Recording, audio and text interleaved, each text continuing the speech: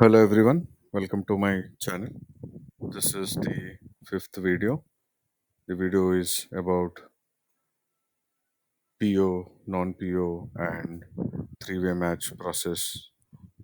In this video, I'm going to show you some diagrams and process flow of all these uh, three topics. This is available as a PDF with name ebook 2.4, PO, non-PO, and three-way match process diagram on my video. What are we going to learn from this video today?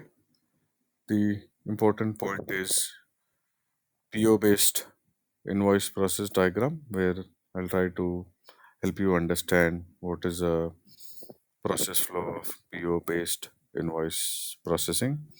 And then we'll also talk about non PO invoice processing. We'll talk about three-way match process flow.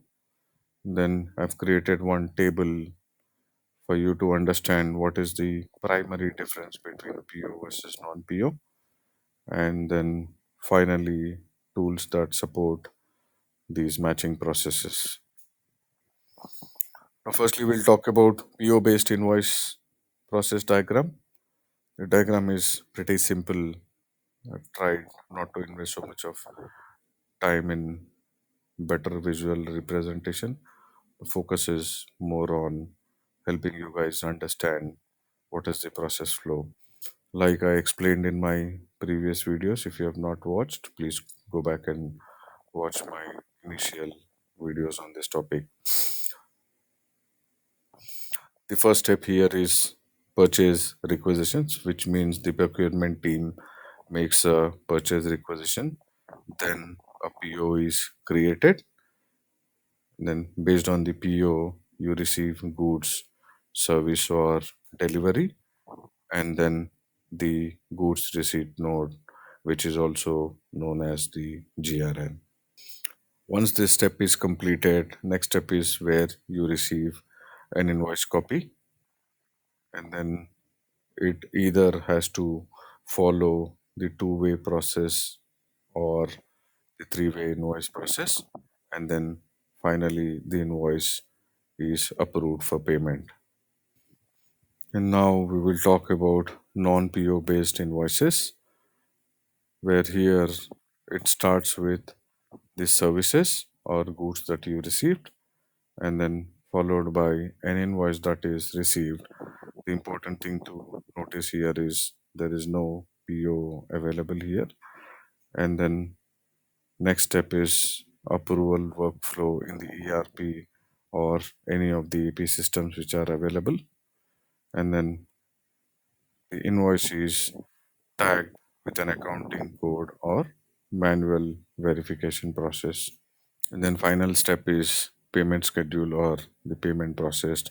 The important thing to understand here is there is no PO, there is no GRN, but still if you see there are two important steps. One of the important step is approval workflow, where the invoice has to go through the approval process, and then it has to be tagged to a specific accounting code.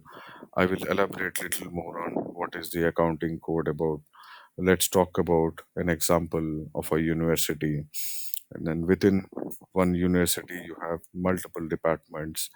Uh, one department can be the sports department, and the other department can be your library department. For example, somebody from the sports department ordered something, let's say some footballs, which were required uh, for the students, and now the cost has to be tagged to the sports department but not to the entire university or college.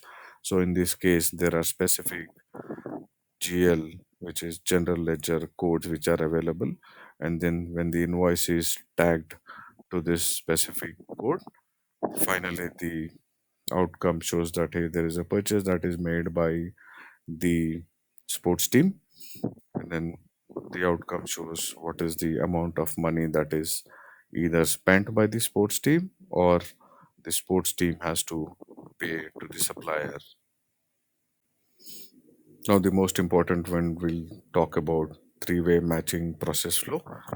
The process starts from the purchase order. The purchase order is issued in this case.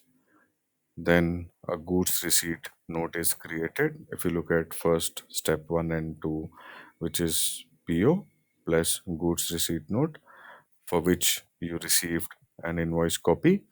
And then once you have the invoice copy, the accounts payable analyst checks the ERP system where he can check the quantity of the order, the price, and also the receipt confirmation, which is named as GRN. If all these three checks are validated and successfully completed, the invoice gets posted. If one of the check is failing, for example, the quantity is not matching, the price is not matching, or there is no GRN or receipt confirmation in this case, then the invoice goes to the exception handling workflow where we need to either contact the procurement team, contact the vendor, or keep the invoice on hold until the invoice discrepancy is sorted out. Now, this is one of the important topic in this video today. This talks about a comparison between three-way and a two-way matching process. Now, let's talk about the controls available in each of these process. For PO-based controls, the control is at high level because there is a purchase order, which means you know what we have ordered, and there is an invoice against it. There is a GRN, which means by these three validations, their controls in this process is very high. But if you go to the non-PO invoice process, the control is medium and sometimes low because this can involve either fraudulent transactions or duplicate payment transactions. Now let's talk about the approval requirements. With PO based invoices, you have a pre approved process where it is approved through a PO. But for non PO invoices, it is post factor, which means you get an invoice and post which the invoice is sent for approval. If you remember, we've seen this example in the previous slide. Now, what are the common use cases where the PO based invoice and non PO based invoices are used? The PO based invoices are primarily used for purchasing physical goods. Like in this case, I've mentioned material procurement. So, any physical goods that you buy, in most of the cases, it has to follow a PO process.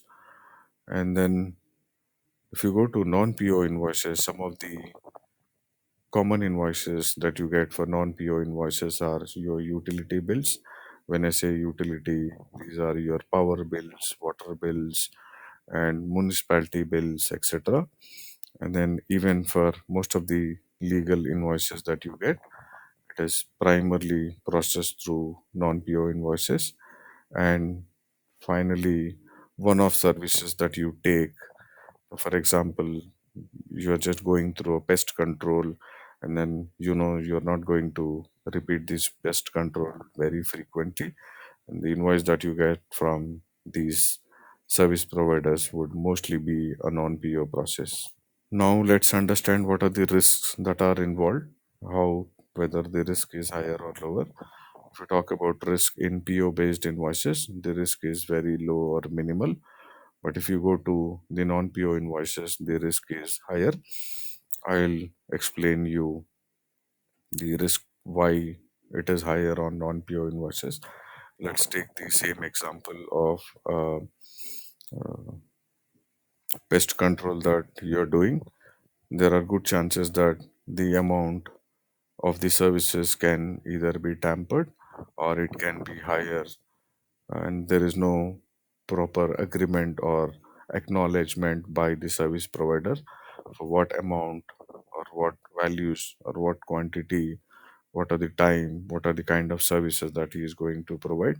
There are good chances that he could give you a minimal service but charge for the higher amount. That is why in most of the cases non-PO invoices carry a risk which is higher side. Now, what are the tools that support the matching process? Like I explained you in my earlier videos, SAP is the primary tool for these kind of matching processes, and also Oracle, and there are multiple other functions. Coupa, Ariba, these are two service providers who helps these matching processes. Thank you very much for watching the video. If you have any specific questions, please send me a message and I will try to reply as early as possible.